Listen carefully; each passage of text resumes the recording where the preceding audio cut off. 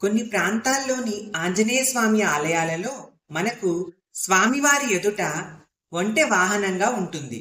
సముద్రాన్ని లంఘించి లంకను చేరుకుని సీతమ్మ క్షేమ సమాచారాన్ని తెలుసుకున్న హనుమంతుల వారు ఒంటె ఎక్కి తిరిగినట్లు మనకు వాల్మీకి రామాయణంలో ఎక్కడా కనిపించదు. అయితే ఒంటె ఆంజనేయుడికి వాహనంగా ఎలా మారింది అనే సందేహం మనకు కలుగుతుంది కదా.